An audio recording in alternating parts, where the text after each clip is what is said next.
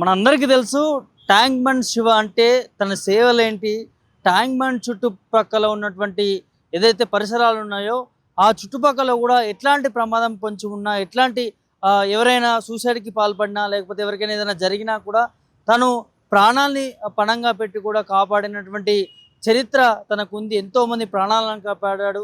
అదేవిధంగా ఈ tank bund ఏదైతే ఉందో దాంట్లో దూకి చనిపోయిన వారి శవాలను కూడా ఎవరు వెలికి తీయలేని వాటిని కూడా ట్యాంక్ బండ్ శివ తీశాడని మన అందరికీ తెలుసు. తన హిస్టరీ కూడా ఏంటో అనేది కూడా అందరికీ తెలుసు. అయితే రీసెంట్గా తెలంగాణలో కాంగ్రెస్ ప్రభుత్వం అధికారంలోకి వచ్చిన తర్వాత వారిని గుర్తించింది. వారి కొడుకుకి కుమారుడికి హోంగార్డ్ ఉద్యోగం కూడా ఇచ్చిన సందర్భం మనం చూస్తూ ఉన్నాం. మరి మాట్లాడించే ప్రయత్నం చేద్దాం. ప్రస్తుతం మనతో పాటు ట్యాంక్ బండ్ శివ ఉన్నాడు. ఒకసారి మాట్లాడి తన చిన్నప్పటి నుంచి ఇప్పటి వరకు ఎలా కష్టపడుతూ ఎదిగాడు, తన హిస్టరీ ఏంటి, తన కొడుక్కి ఉద్యోగం వచ్చింది, తను ఎలా ఫీల్ అవుతున్నాడు ఏంటి అనేది వారితోనే మాట్లాడించే ప్రయత్నం చేద్దాం. అన్న నమస్తే.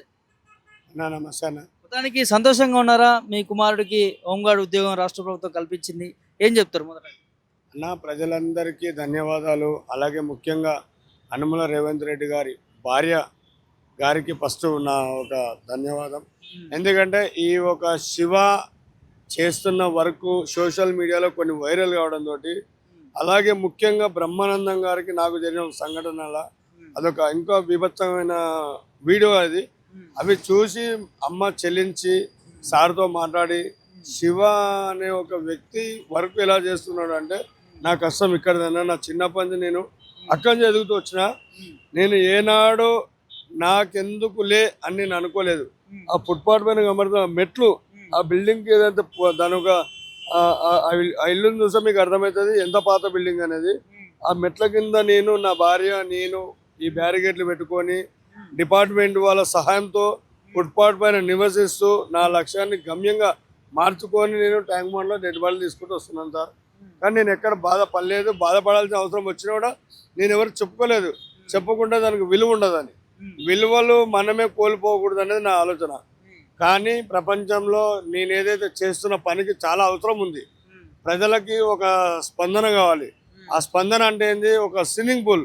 నేను ఇక్కడ చూస్తుంది ఏంది? నా చిన్ననాటి నుంచి చేసినది ఈత. మనిషికి ఈత చాలా ఆరోగ్యానికి మంచిది. అలాగే ఆ ఒక ఈత 10 మంది పిల్లలకు నేర్పిస్తే ఆ 10 మందిలో ఒక 2, 3, 4 ఈత పెర్ఫెక్ట్గా నాలా నేర్చుకొని ఇంకా కొందరు సహాయపడతారు వాళ్ళు.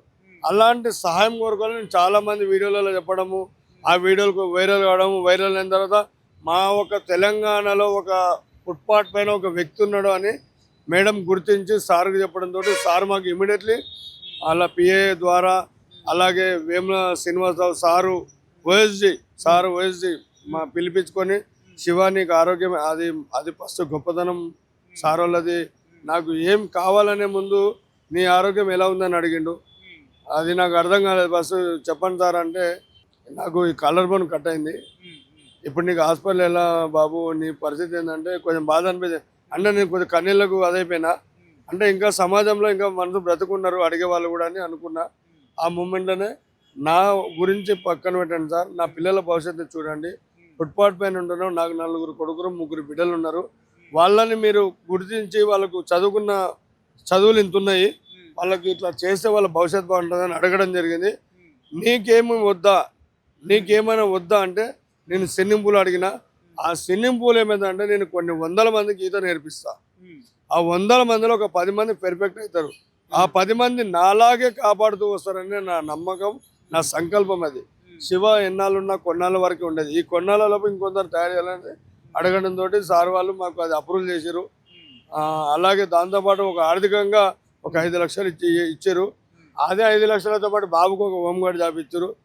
అదే హోంగార్డ్ జాబ్ కాకుండా గతంలో టీఆర్ఎస్ ప్రభుత్వం నాకు ఒక డబుల్ బెడ్రూమ్ ఏదైతే ఇచ్చిందో అదే బిల్డింగ్లోనే నాకు ఒక డబుల్ బెడ్రూమ్, మళ్ళీ తన ఫ్యామిలీ పెద్దగా ఉంది, దాంట్లో ఏం సరిపోదు, అలా ఉంటే ఎట్లా, మన ఇందిరమ్మ ఇల్లు ఇవ్వాలి మనం అని చెప్పేసి రేవంత్ రెడ్డి సారు ఆదేశాలు ఇవ్వడం జరిగింది. అప్పటికప్పుడు అన్ని టకటక పనులు అయితే జరుగుతున్నాయి. ఈరోజు కూడా సీఎం ఆఫీస్కి రమ్మని కాల్ చేయడం జరిగింది. మేము వెళ్ళి అక్కడ అవి ఏదో వాళ్ళు పేపర్లు ఇస్తామని చెప్పారు. ఆ పేపర్లు తీసుకోవడానికి మళ్ళీ వాళ్ళు ఇక్కడ వెళ్తున్నాం. మీరు అనుకున్నారన్న ఒక సీఎం ని కలుస్తాను నేను, నా జీవిత కళ నెరవేరుతుంది అంటే సీఎంని కలవడం అంటే చిన్న మాట కాదు. అట్లాంటి ముఖ్యమంత్రి పిలిపించుకొని మీ కష్ట సుఖాలు తెలుసుకొని మీ కుమారుడికి హోంగార్డ్ ఉద్యోగం ఇచ్చి అంటే ఎట్లా ఎట్లా అనిపిస్తుంది మీ ఫీలింగ్ ఏంటి?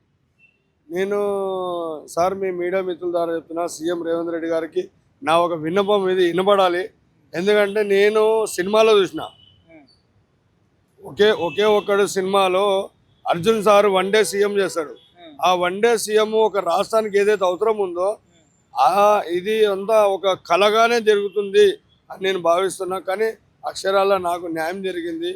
నాకు వన్ డే సీఎం కాదు, కాంగ్రెస్ ప్రభుత్వం నన్ను గుర్తించి నా పిల్లగానికి ఒక ఉద్యోగం ఇచ్చి, నా భార్య పిల్లలకి ఒక 5 లక్షలు ఇచ్చి, ఉండడానికి ఇల్లుని కేటాయించి, నా జీవన ఉపాధి కాదు నువ్వు 10 మందికి ఏదైతే కళ ఉందో నెరవేర్చాలి మాకు తెలియాలని రాజీవ్ గాంధీ సారు వీళ్ళందరూ వాళ్ళు మాట్లాడుకొని నాకు ట్యాంక్ బండ్లో మనకి సంజీవయ్య పార్క్ ఏదైతే ఉందో దాంట్లోనే కట్టిస్తారు.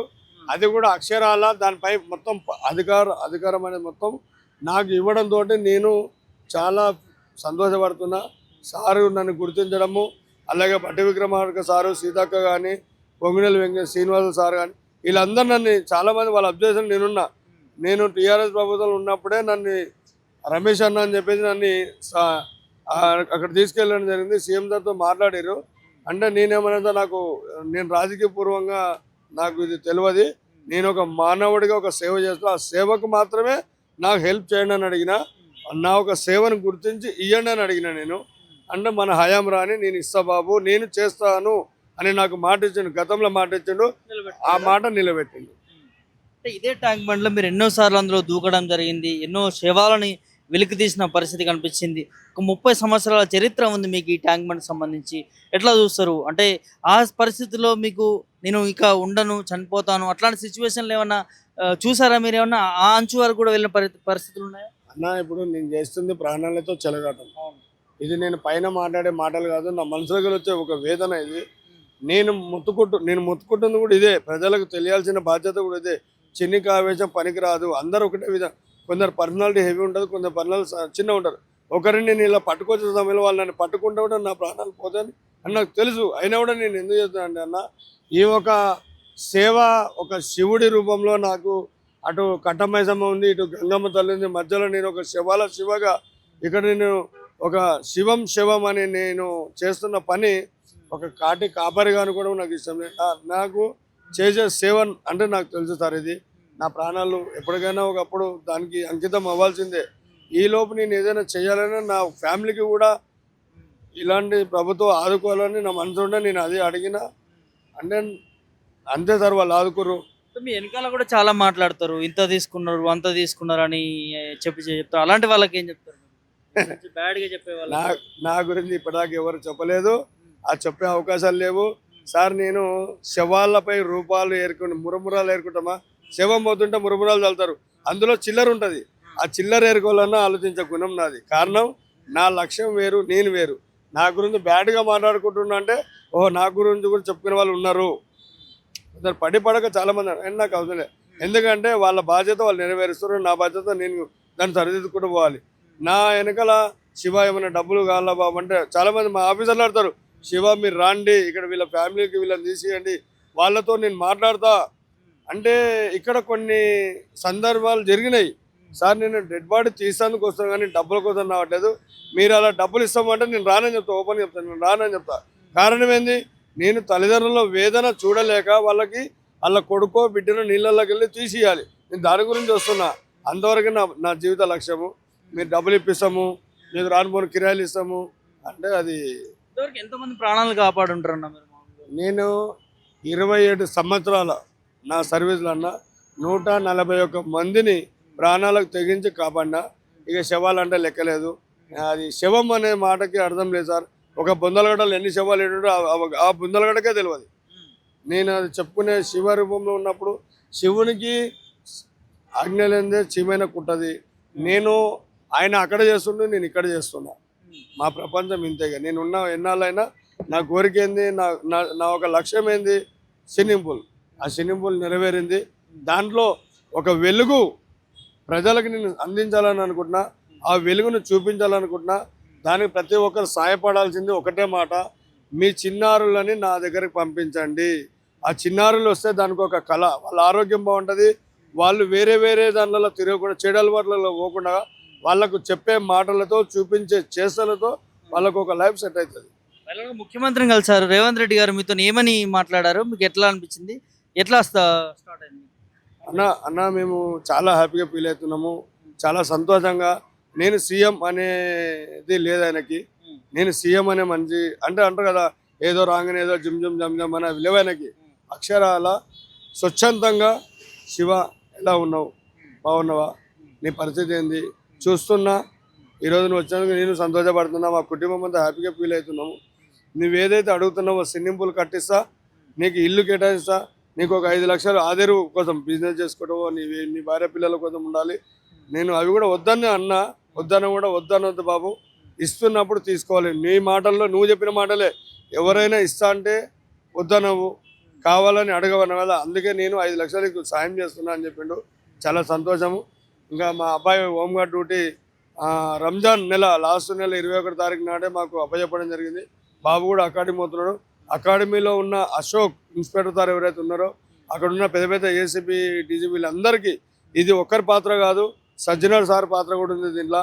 ప్రతి ఒక్కరు నన్ను గమనిస్తూనే శివకు ఏదైనా చేయాలని ఆ పెద్ద పెద్ద వాళ్ళ ఆదేశాలతోటి, గూగుల్ అమ్మ ఉంది కదా, గూగుల్ శర్మ, శిఖా గోయల్ మేడము, ఈ పెద్ద పెద్ద వాళ్ళు, అలాగే కమిషనర్ గారు, ఇప్పుడు కమిషనర్ డీజీపీ అవుతుండే ఆ సారు, మాకు వీళ్ళందరి సహాయ సహకారాలతోటే మా యొక్క లేక్ పోలీస్ స్టేషన్ ద్వారా మా పోలీసు వాళ్ళందరికీ మేము కృతజ్ఞత చెప్పుకుంటున్నాం. మీ మీడియా ద్వారా ముఖ్యంగా రేవంత్ రెడ్డి ఫ్యామిలీలో ఉన్న అమ్మ రేవంత్ రెడ్డి భార్య గారికి గీతమ్మనేనా మీకు ఇంత అంటే మీ కొడుక్కి హోంగార్డ్ రావడం కూడా 100% అన్న.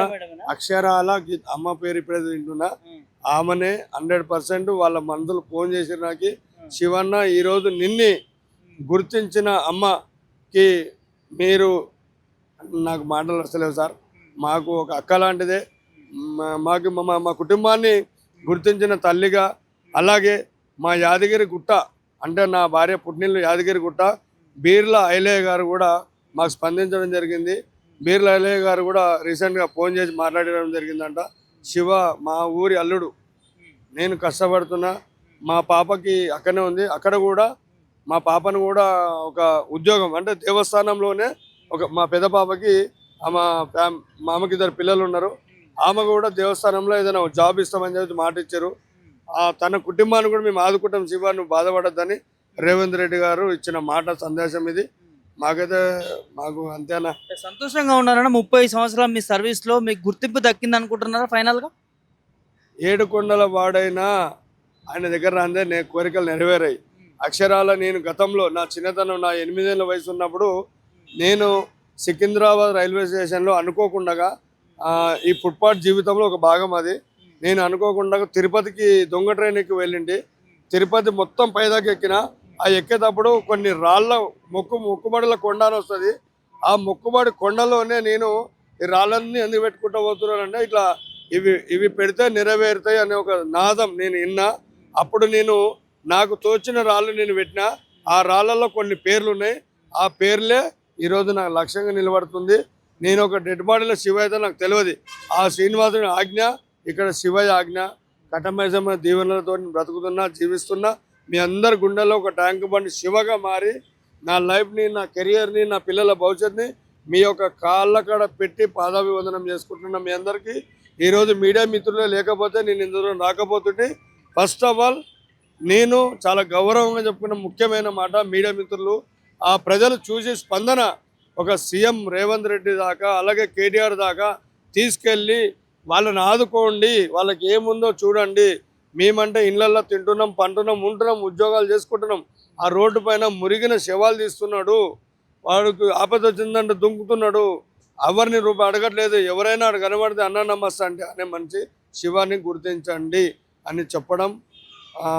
మా మేడం రేణు అక్క ఏం పేరు అన్నారు మీరు ఇప్పుడు, అమ్మది గీతారెడ్డి మేడం గారికి, మేడం జీవితాంతం మా పిల్లల పెళ్ళిళ్ళయ్యి పెద్దోళ్ళైనా కూడా మీ కుటుంబాన్ని మేము మరవము. అలాగే రేవంత్ రెడ్డి సార్ కూడా నాదొక చిన్న విన్నపం, అక్షరాల మీ వెనకాలే ఉండి మాతో అయినంత వరకు మీ మాట నిలబెట్టుకుంటామని మేము నమ్ముతున్నాం సార్. ఖచ్చితంగా మీ అందరికీ మనస్ఫూర్తిగా మా తరపు నుంచి, మా కుటుంబ తరపు నుంచి, అలాగే మా సోను సూద్ సార్ ఎవరైతే ఉన్నారో ఇవన్నీ కొన్ని మేము చేసే పనుల్లో సహాయపడుతున్న ప్రతి ఒక్కరికి ధన్యవాదాలు తెలుపుకుంటాం సార్. ఇది ట్యాంక్ బండ్ శివ స్టోరీ అని చెప్పుకోవచ్చు. తను ఎక్కడి నుంచో ఎక్కడి వరకు కష్టపడుతూ 30 సంవత్సరాలు ఈ ట్యాంక్ బండ్ పరిసర ప్రాంతాల సేవలు అందిస్తూ ఇవాళ తనకంటూ ఒక గుర్తింపు పొందిందంటూ తను కొంత సంతోషంగా ఉన్నాడు. దాంతోపాటు ఇలా చాలామంది తనకి సహాయం చేశారు. ఇటు పోలీస్ డిపార్ట్మెంట్ నుంచి కావచ్చు, ఇటు ఎమ్మెల్యే నుంచి కావచ్చు, గతంలో కేటీఆర్ కావచ్చు, ఇప్పుడు ముఖ్యమంత్రి రేవంత్ రెడ్డి గారు కావచ్చు. సో ఇట్లా ప్రతి ఒక్కరు కూడా తనకి సహాయం చేసిన వారు, వారిని ఎప్పుడు కూడా మర్చిపోనంటూ కూడా వారు చెప్తున్నటువంటి సందర్భం చూస్తూనే ఉండండి పొలిటికల్ న్యూస్.